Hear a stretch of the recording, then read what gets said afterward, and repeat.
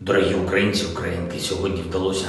Dear Ukrainians, on June 11th we managed to return 95 more of our people from Russian captivity. 31 of them are defenders of Mariupol. Most of them are privates and sergeants, 2 officers, the armed forces, the National Guard, the border guards. I am grateful to our team involved in the exchanges. Budanov, Yermak, Maluk, Lubinets. Thank you for this result. Well done, guys. We have to get every Ukrainian man and woman out of Russian captivity.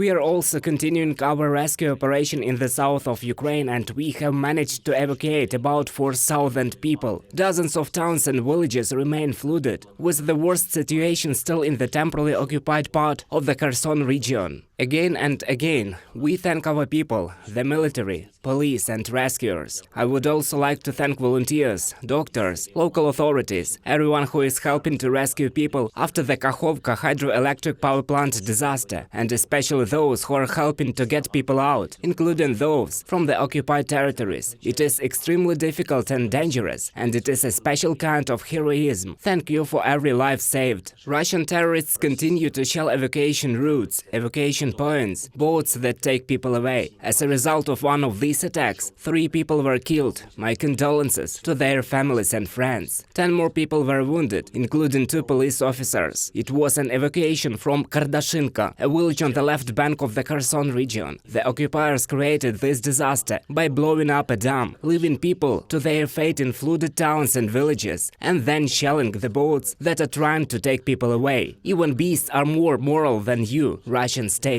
These days, representatives of the International Criminal Court visited the Kherson region. On the very first day after the disaster, the Prosecutor General sent a request to the Office of the Prosecutor of the International Criminal Court to investigate the disaster, and the work has already begun. It is very important that the representatives of international justice have seen the consequences of this Russian act of terrorism with their own eyes and heard for themselves that Russian terror continues. And it continues with the most cynical and brutal shelling of the flooded territory, the evacuation area. We are already facilitating and will continue to facilitate the most independent and objective investigation by the International Criminal Court. All our law enforcement and other institutions are involved in this process to the fullest extent possible. We provide full access to the affected areas, to witnesses, to all information and evidence. This investigation is very important for the security of the whole world. Full and fair accountability for Russian terrorists and the terrorist state itself is a prerequisite for preventing such evil from happening again in the world. Our state has taken another sanction step against those who serve the evil that the Russian state has become, against those who helped to destroy freedom in Russia and play a key role in the repressions on the temporarily occupied territory of Ukraine and in Russia itself. 178 of these individuals were added to our sanctions lists at the request of the Security Service of Ukraine, and we will do everything to make sure that each and every one of these accomplices of the Russian dictatorship is held accountable for everything they have done against people and freedom, for every broken destiny and every criminal decision that helped Russia turn into a terrorist state. And one more thing, of course, I am grateful to our warriors, to each of our combat brigades, each of our units, the Hortitsa and Tavria operational and strategic groups of troops, all those who are now in combat, all those who are in positions, all those who are helping. I thank you. Thank you for every step, for every battle, for every destroyed occupier. Glory to our heroes, glory to all who defend the life of Ukraine